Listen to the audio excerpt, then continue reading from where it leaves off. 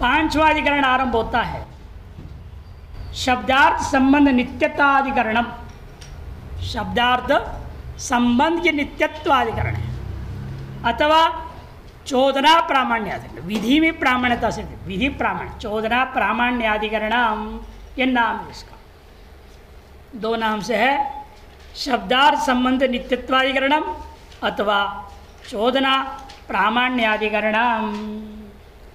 अपोधको बोधको वा न तावत् बोधको विधि शक्तिर अलौकिके धर्मे ग्रहणं दुर्घटं यतः समविव्याहृते धर्मे शक्ति ग्रहण संभवात् बोधकस्य विधेर्मात्वम् अनपेक्षतया स्थितम्। अबोधको बोधको वा विधि तावत् जो है अबोधको भवति बोधको वा भवति संशय हुआ। विधि जो है अर्थावबोधक होगा कि नहीं होगा शब्द या अनर्थक शब्द है सब। पूर्व न तावत बोधको विधि जो है बोधक नहीं हो सकता, उसका कोई शक्यार्थ है ही नहीं। शब्दार्थ संबंध कैसे ग्रहण होगा? विधि के अर्थ का साथ संबंध ग्रहण कैसे होगा? ग्रहण नहीं हो सकता। क्यों नहीं होगा? क्योंकि ये प्रत्यक्षादि कोई प्रमाण ही नहीं। शक्ति ग्रह के लिए जो प्रमाण बताए गए हैं 8 प्रकार से शक्ति ग्रह होता है। पूर्व पक्ष का मानना है 8 प्रकार में से किसी भी प्रकार से आपके विधि का शक्यार्थ का ग्रहण हो नहीं सकता। शक्तिर अलौकिके धर्म में हेतु क्या दे रहा है? आपके धर्म क्या है? अलौकिक है। लौकिक पदार्थों में शब्द शक्ति ग्रह हो जाता है। 8 प्रकार के शक्ति ग्रह के साधनों से प्रमाणों से हम ग्रहण कर सकते हैं। लेकिन आपका धर्म तो अलौकिक है, इसको कौन शक्ति ग्रह कराएगा? संबंध कौन ग्रहण कराएगा अर्थ के साथ? नहीं हो सकता। कि विधि का अर्थ क्या है आपका? धर्म। धर्म और विधि इन दोनों में संबंध कौन ग्रहण कराएगा? क्योंकि अलौकिक होने के नाते विधि जो शब्द है, विधि का मतलब क्या है यहाँ पर? सीधे तो प्रत्यय जेतो जुयात।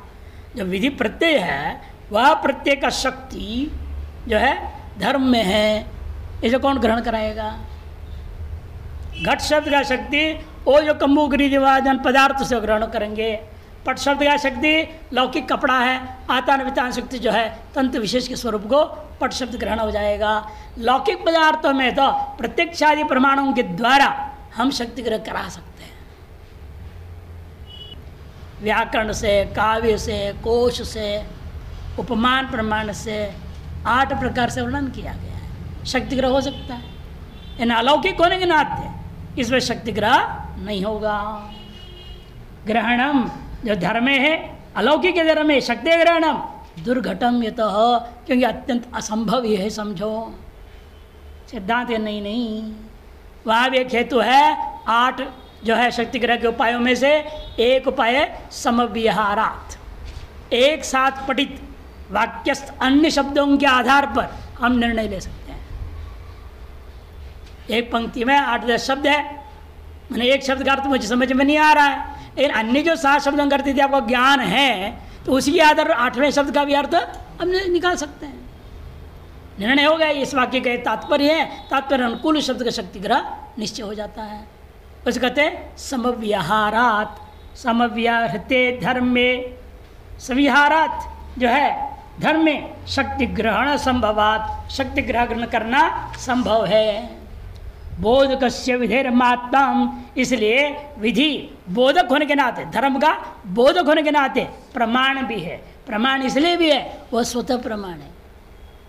अनपेक्षतया स्थितम मात्वम, जो प्रमाणत्व है अन्य अपेक्षा किए बिना, अन्य निरपेक्ष अर्थात स्वतः प्रमाण है। परतः प्रामाण्यता की अपेक्षा किसी अन्य से प्रमाण सिद्ध करने की जरूरत नहीं, अन्य की अपेक्षा नहीं है, माने स्वतः प्रमाण है उसके अंदर।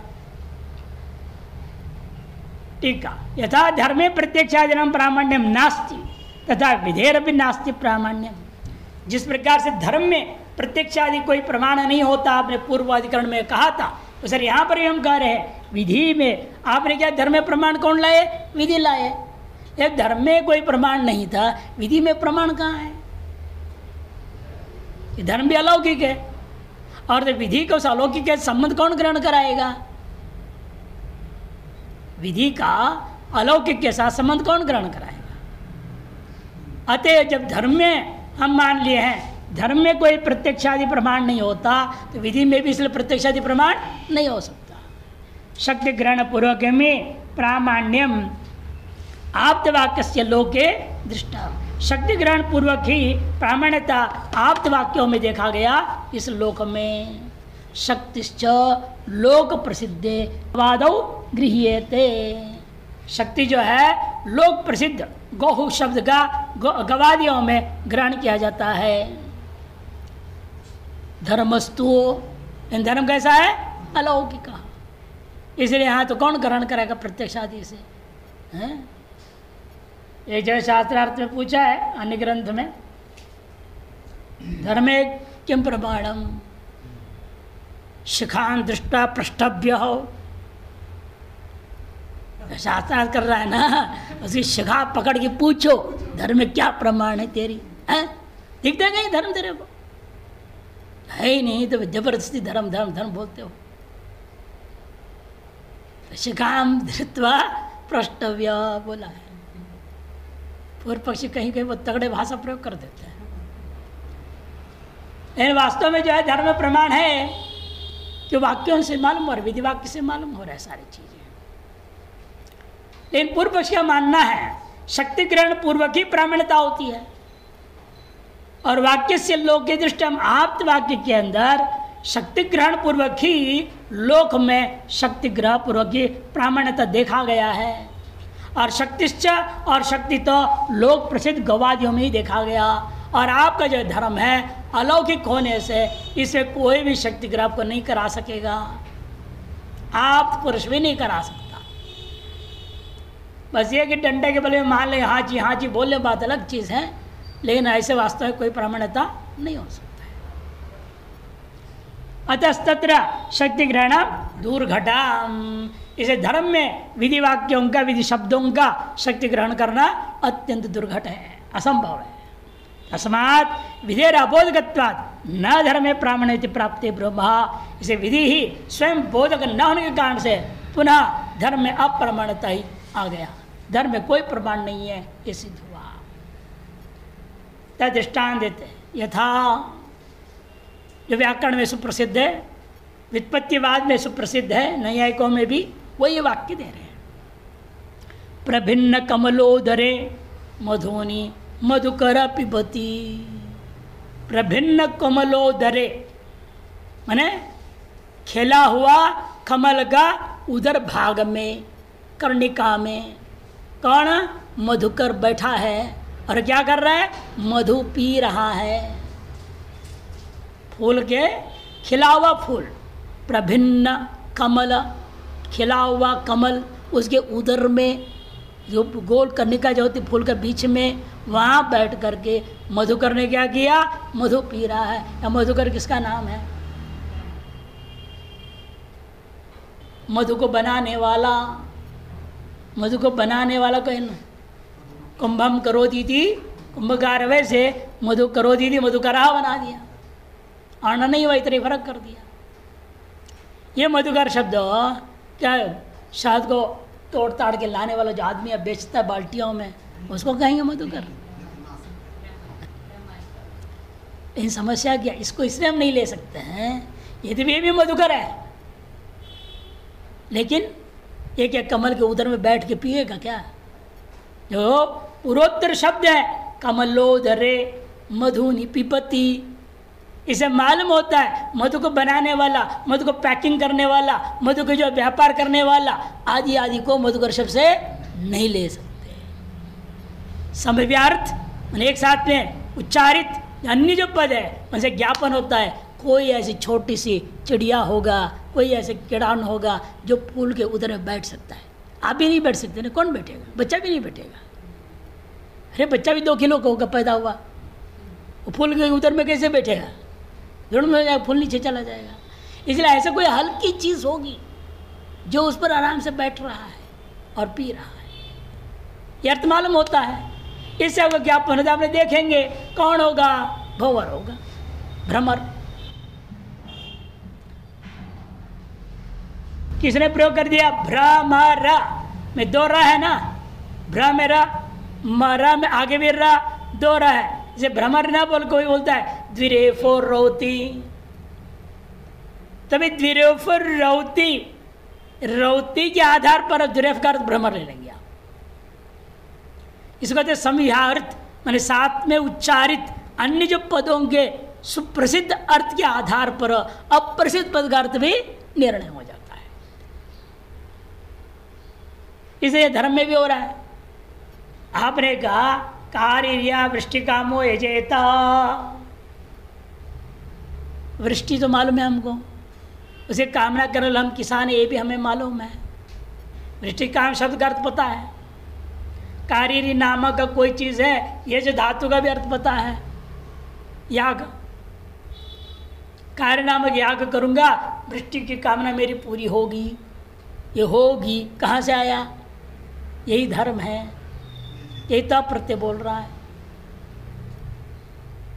इस तरह से प्रसिद्ध पहले दृष्टफल वाले को ले लो, दृष्टफल वाले से निर्णय ले लो, विधि का अर्थ धर्म है, फिर उसको अदृष्ट फल में घटाओ, स्वर्ग आदि में भी, उन वाक्यों में भी वही प्रक्रिया अपनाते हुए दिखा रहे। देखिए, प्रभिन्न कमलोदरे मधुनि मधुकर पिबती इत्यत्र मधुकर पदस्य अर्थम अजानन अन्य पदार्थ अवगत्य, अन्य पदार्थम अवगत्य तत् संविहारात् कमल मध्य गते मधुपानम कुर्वती दृश्यमाने भ्रमरे मधुकर शब्दस्य संगति गृहीत्वा वाक्यार्थम प्रतिपद्यते। पकार नहीं है, लिख लेना, प्रतिपद्यते।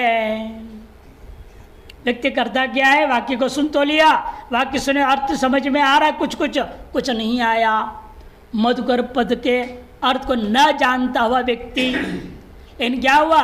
अन्य पदार्थम अवगत्य, अन्य पदों के अर्थ को निश्चय करके तत्संविहारात, उनके साथ पठित उच्चरित होने के कारण से कमल मध्य में गत मधुपान को करता हुआ जो दृश्यमान भ्रमर है, उसमें मधुकर शब्द का संगति को, शक्ति को गृहीत्वा, ग्रहण करके पूरे वाक्यार्थ को ग्रहण कर लेता है, प्रतिपान कर लेता है।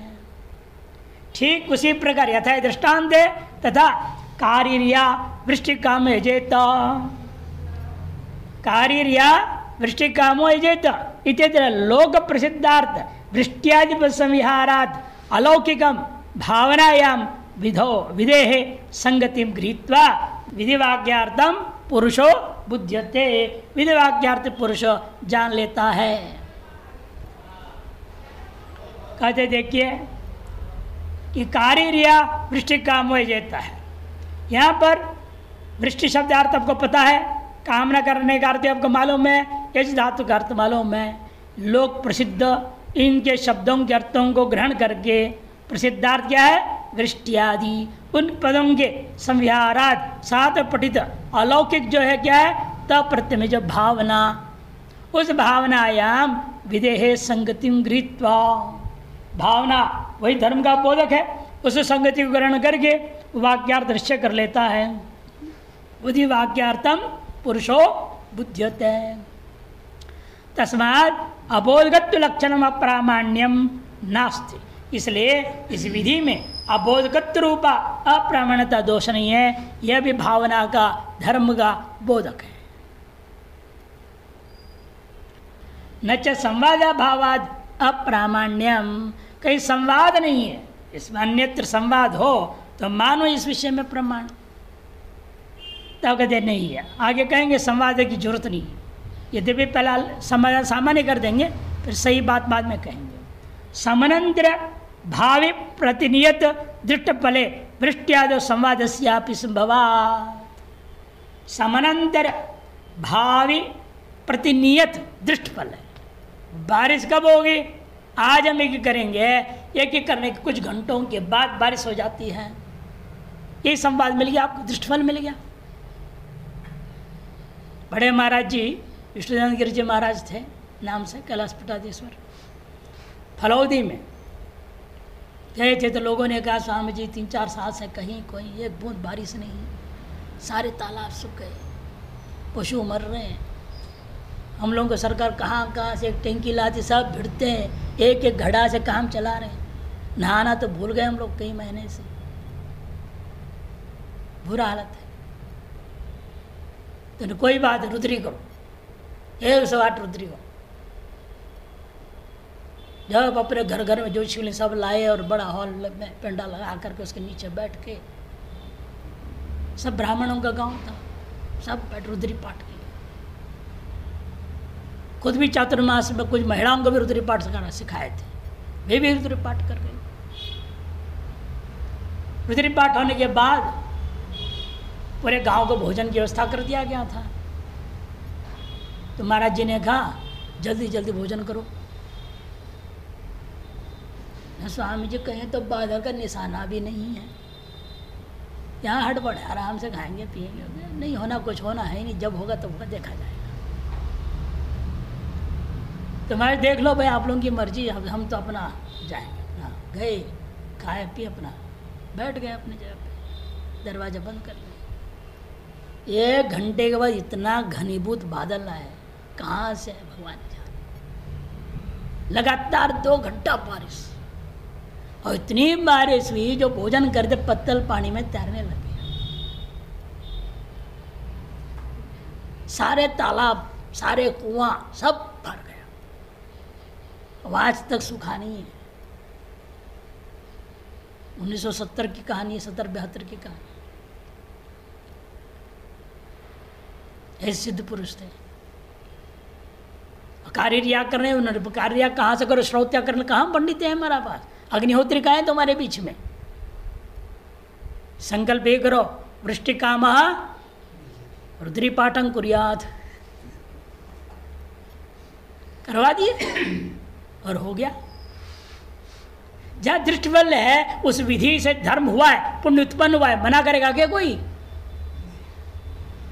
इतने सालों से पाप के कारण से बारिश नहीं हो रहा था, आज यदि वहां रुद्री पाठ से यदि पुण्य ना होता तो बारिश कहां से आती?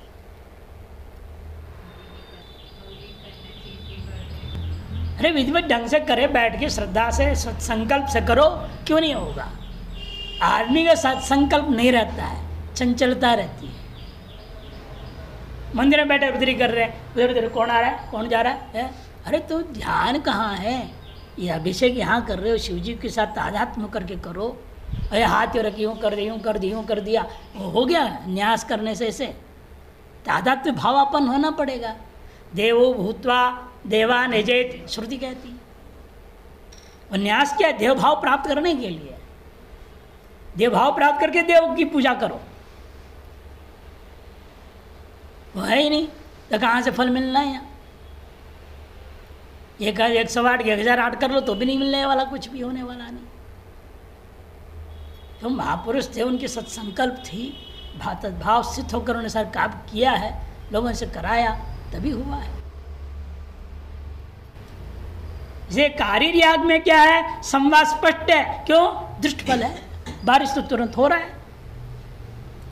समानांतर भावी जो प्रतिनियत जो दृष्ट फले वृष्टि आदो संवाद संवाद, वहां संवाद तो स्पष्ट दिख रहा है हमको। अनियत दृष्ट फले चित्रा यागादो प्रतिनियत जन्मांतर फले ज्योतिषमादो संवाद कथम इति चेत। तो पूर्व पक्ष कहता है यह अनियत दृष्ट फल है, अनियत है दृष्ट फल लेकिन अनियत है। चित्रया जे तो पशु काम, आपने चित्रा नामक याग किया पशुओं की प्राप्ति की कामना से, या धड़ाधड़ चारों से पशु आ जाएंगे आपके पास, यहाँ का से टपक जाएंगे नहीं। बरसात तो तुरंत हो रहा है, लेकिन यहां तो ऐसा नहीं है ना। अनियत दृष्टफल में चित्रयाग आदियों में और प्रतिनियत जो जन्मांतर में ही मिलने वाला है, तो ऐसे ज्योतिषोम याग आदियों में कैसे संवाद मानूंगा? अगले जन्म ही तो हमें अनुभव में आएगा। सम्यक वदति, अनुभव के बाद तो संवाद होगा। अनुभव होगा कब? जन्मांतर में। तो आज हम क्या कर रहे हैं, ऐसे धर्म पैदा, उसमें क्या प्रमाण है? कैसे सिद्ध होगा? इति चेत एवं तर्हि स्वतः प्रामाण्यपगमात् नास्तिक्वापि संवादाद्यपेक्षा।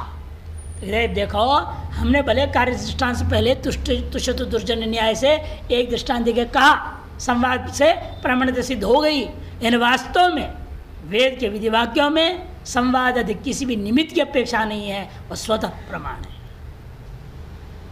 तस्मात् जो है एवं तरी स्वतः प्रामाण्य अपगमात, स्वतः प्रामाण्यता स्वीकार करने से नास्तिक्वापि संवादाद्यपेक्षा, संवादादि अन्य निमित्त प्रामाण्यता के लिए हमें कोई अपेक्षा ही नहीं है।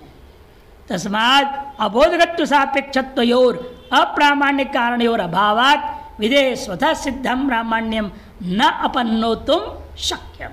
इसलिए अबोधगत्व और सापेक्षत्व रूपी अप्रामाण्य के दोनों कारण का खंडन हो गया, अभाव हो जाने से विधि में स्वतः सिद्ध जो प्रामाण्यता है उसको कोई भी हटा नहीं सकता। इस प्रकार से विधि में विधि वाक्य, विधि शब्द धर्म में स्वतः प्रमाण है और धर्म के साथ विधि शब्दों का शक्तिग्रह संव्याराद आदि हेतुओं से सिद्ध हो जाता है। इस अधिकरण के निर्णय के बाद इसे क्या निर्णय हुआ? शब्दार्थ संबंध नित्यत्व निर्णय हो गया। वार्तिककार व्याकरण के कात्यायन महर्षि का पहला वार्तिक है, सिद्धे शब्दार्थ संबंधे। शब्द भी नित्य है, अर्थ भी नित्य है, संबंध भी नित्य है। उसमें भी संगति जो संबंध है वो नित्य सिद्ध किया है।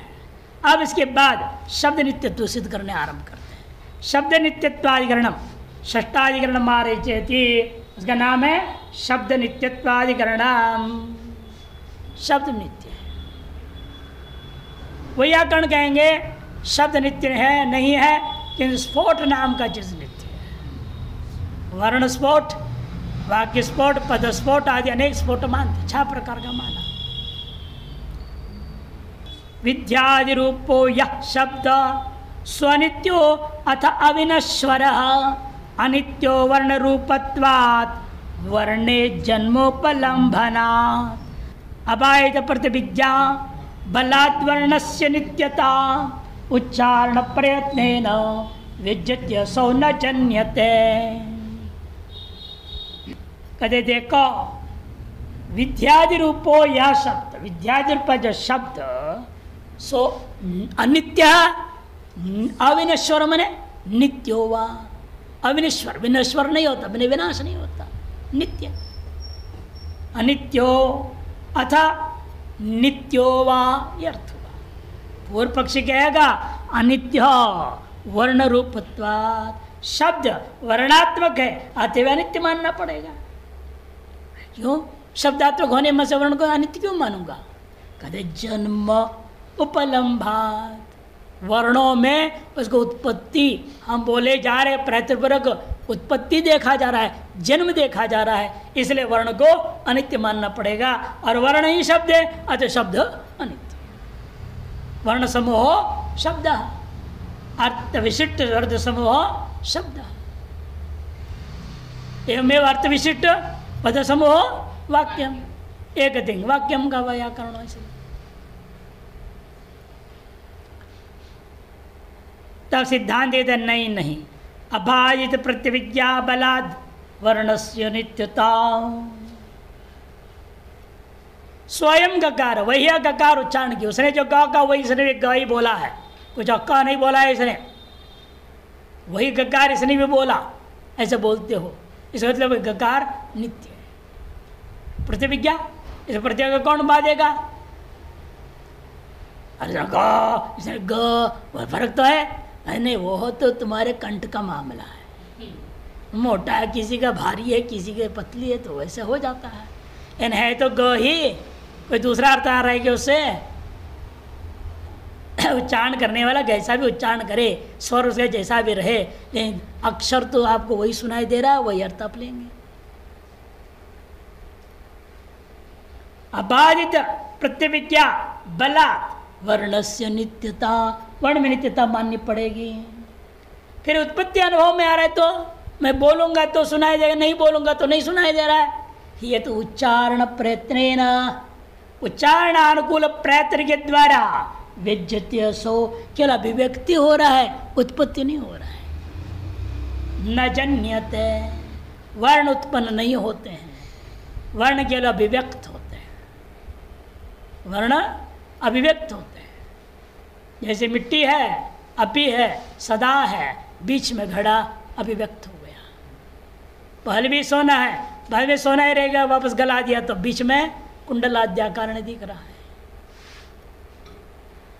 इसीलिए वह कार्यात्मक रूपेण अभिव्यक्ति होने मात्र से वस्तु की नित्यता भंग नहीं होता।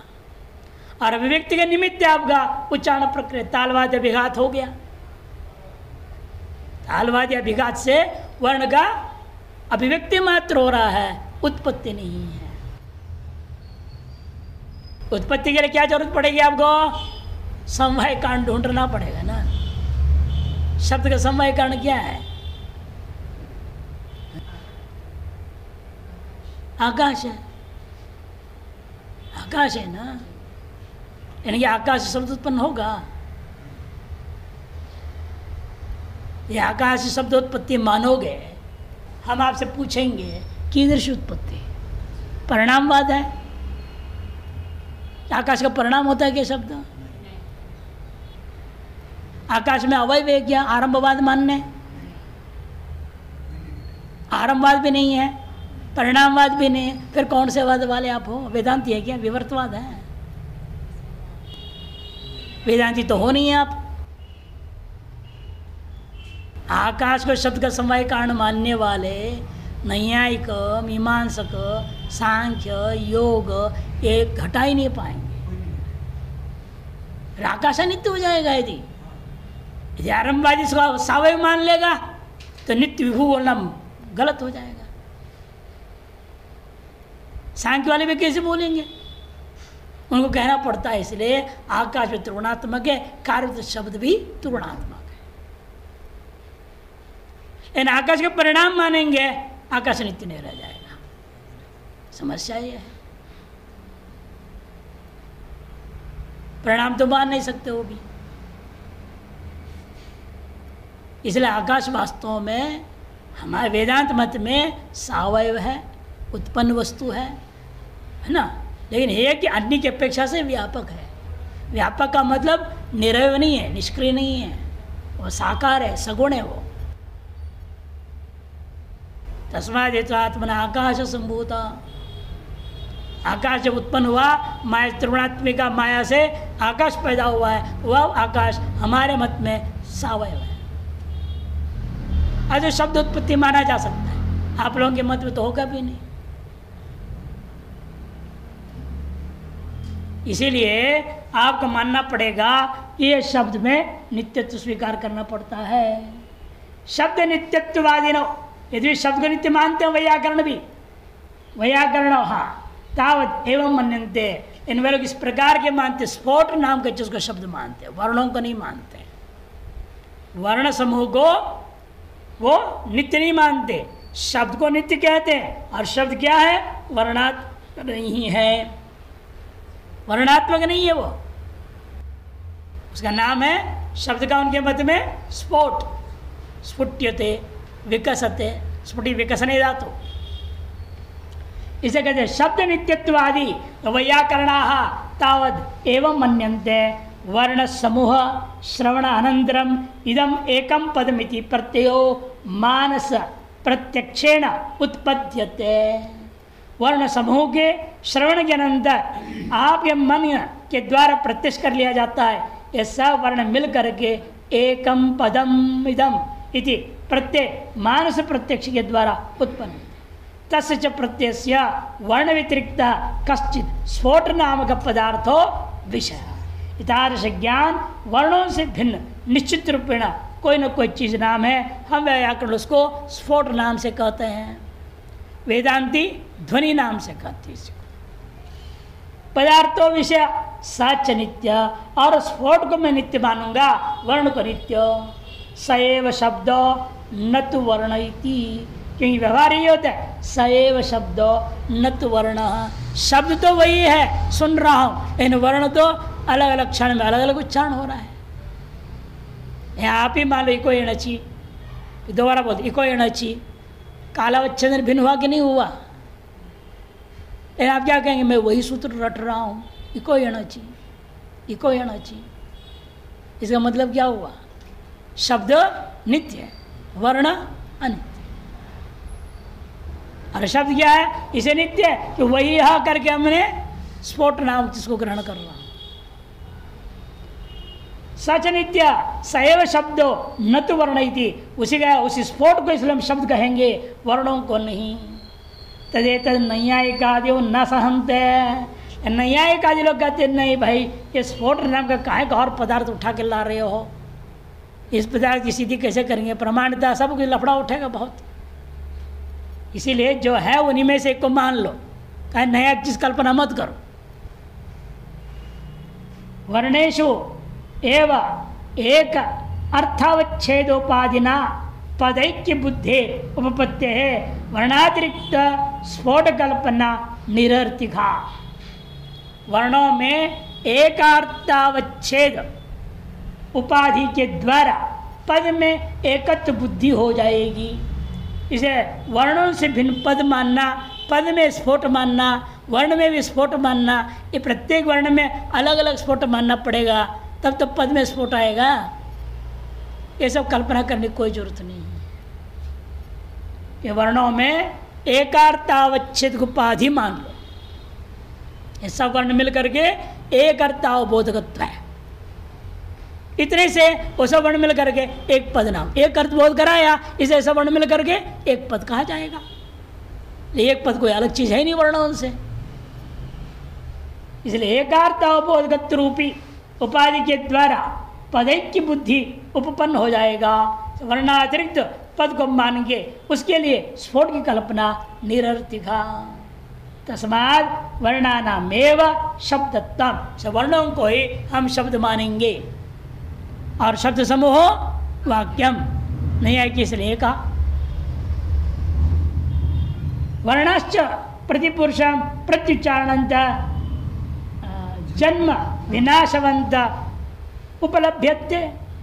वर्ण भी प्रत्येक पुरुष में प्रत्युच्चारण अलग अलग होता हुआ जन्म और विनाश वाला होता प्राप्त होता है।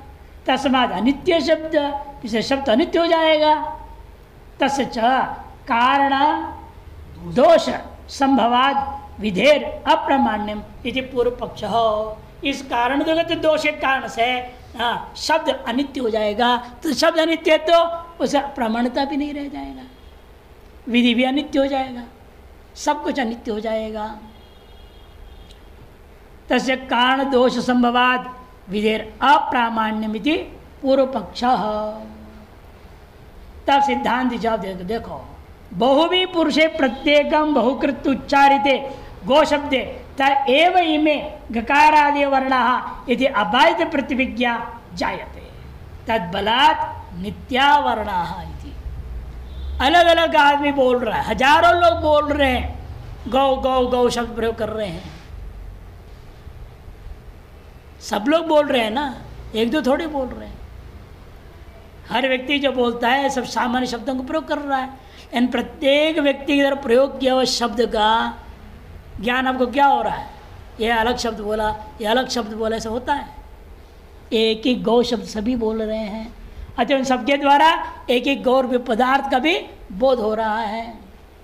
वही समझा रहे हैं कि बहुवी पुरुष ही, बहुत पुरुषों के द्वारा क्या हो रहा है? बहुवीर पुरुष ही प्रत्येकम बहुकृत उच्चारिते, प्रत्येक शब्द को बहुत बार करके उच्चारण किए जाने पर बहुकृत्व उच्चारिते। गो शब्दे, गो शब्द का अलग लोग अलग उच्चारण कर बैठे हैं सभी लोग, फिर भी उच्चारण सभी अलग अलग कर रहे हैं। उच्चारिते गो शब्द, गो कह रहे सभी को। त एव इमे गकारादि वर्णा, वे है ये गकारादि वर्ण। त एव इमे गकारादि वर्ण, वे ही यह गकारादि वर्ण है। इति अबाधित प्रतिविज्ञा जायते, अबाधित प्रतिविज्ञा होती है। तत्बलात् तद बलात् आपको मानना पड़ेगा। प्रतिविज्ञा के तद बने प्रतिविज्ञा के बल पे आपको स्वीकार करना होगा। नित्या वर्णः वर्ण नित्य न च वर्णानां जन्माभावे बहुकृत्य उच्चारण प्रयत्न व्यर्था इति शंकनीयम।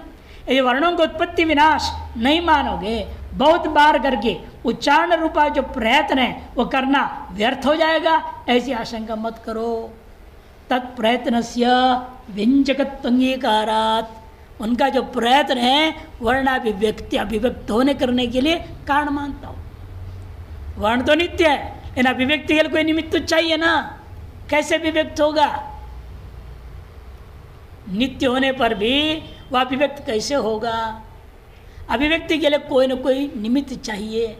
निमित्त क्या था? आपका प्रयत्न करना। वर्णाभिव्यक्ति के प्रति केवल आपका प्रयत्न है, प्रयत्न व्यर्थ नहीं हुआ। इसीलिए बहुकृत उच्चारण जो प्रयत्न व्यर्थ होगा शंका थी, कहते नहीं, वह प्रयत्न व्यंजकत्व अंगीकारात् वर्णों का अभिव्यक्ति मात्र के लिए कारण मान लेंगे हम। एवं सती पुरुष भेदात उच्चारण भेदात, इसीलिए देखो पुरुष के भेद के से भी उच्चारण में भेद हो जाता है। वर्ण में भेद नहीं हुआ, उच्चारण में भेद हुआ। हर पुरुष का अपने अपना वाणी का सामर्थ्य अलग अलग है। जैसे सरस्वती ने कहा, ब्रह्मा जी ने देखो एक जैसा आदमी में दूसरा आदमी को बनाता नहीं। अरे इस कौन सी बड़ी बात है, इतना बड़ा चीज़ को बनाने में फर्क तो आसान है करना।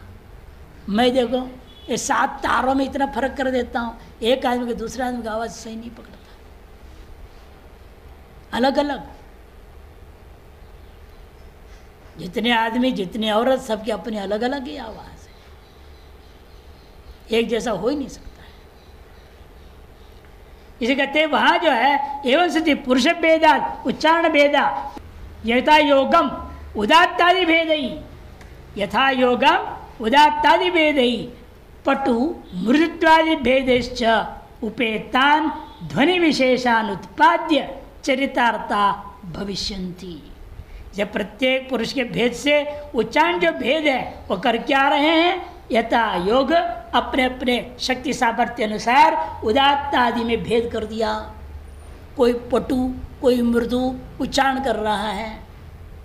भेद ही पटुत्व मृदुत्वादि भेदैश्च उपेतान युक्त ध्वनि विशेषान उत्पाद्य, ध्वनि विशेषों को वो प्रयत्न से उत्पन्न उनको कर रहे हैं, उत्पाद्य वे सब प्रयत्न चरितार्थ हो जाएंगे।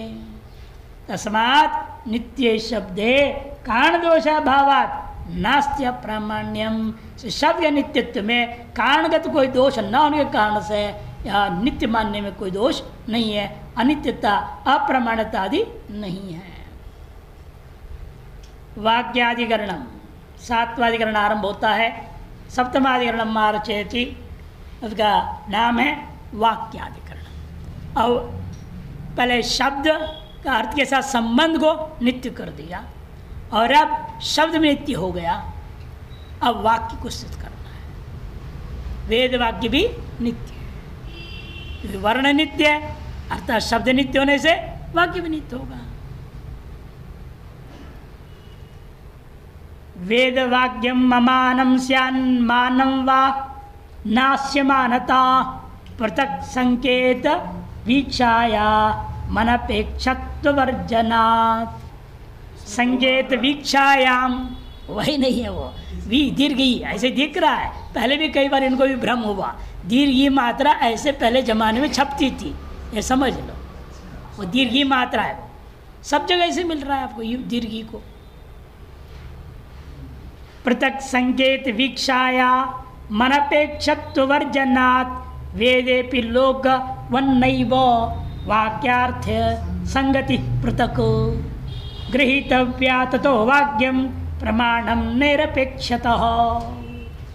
वेद वाक्यम अमानम स्यान्मानम वा, वेद वाक्य अप्रामाणिक है या प्रामाणिक है। नास्य मानता, पूर्व पक्ष कहते हैं इन वाक्य में प्रामाणिकता मानना ठीक नहीं। क्यों नहीं है? कि पृथक संकेत वीक्षायाम, यदि नित्य होने के कारण से उसका शक्ति भी आप पृथक मानना पड़ेगा। वर्ण में शक्ति, पद में शक्ति, वाक्य में शक्ति, सब में अलग अलग शक्ति माननी पड़ेगी। सबकी अलग अलग शक्ति ग्रह कराना पड़ेगा। केवल पद शक्ति ग्रहण कराने से काम चलेगा नहीं। अलग शक्ति का मानोगे पृथक संकेत वीक्षायाम अनपेक्षत्व वर्जनात्, फिर तो अनपेक्षत्व नहीं रह जाएगा। पृथक शक्ति बोध कराने हमें अन्य प्रमाणों की सापेक्षता लेनी पड़ेगी। असापेक्ष हो गया वो नित्य नहीं रह जाएगा, अनित्य हो जाएगा। इसलिए कहते हैं अनपेक्षत्व वर्जनात्। वेदे भी लोकवत नैव, वेद में भी लोक के समान आप वाक्यार्थ में संगति पृथक ग्रहण करने की जरूरत नहीं है। जैसे लोक में वाक्यार्थ की संगति है वैसे वेद में भी वाक्य संगति से लोक वेदाधिकरण भी कहते हैं। इसका नाम लोक वेद बराबर है। वाक्यार्थ संगति ग्रहण करने में जैसे लोक में मैं ग्रहण करता हूँ वैसे वेद में भी ग्रहण करूँगा, ये कोई अपेक्षा ही नहीं रहा। पृथक संगति नहीं है ना वहाँ पर। वेदेपि लोकवत नैव पृथक वाक्यार्थे पृथक संगति नैव गृहीतव्या, ग्रहण करने की जरूरत नहीं। तथा इसीलिए वाक्यम प्रमाणम निरपेक्षतः, वाक्य जो है न निरपेक्ष होने के नाते वाक्य भ्रार्थ बोध कराने में अन्य सापेक्ष न होने के कारण से उसको नित्य माना जाएगा, प्रमाण माना जाएगा।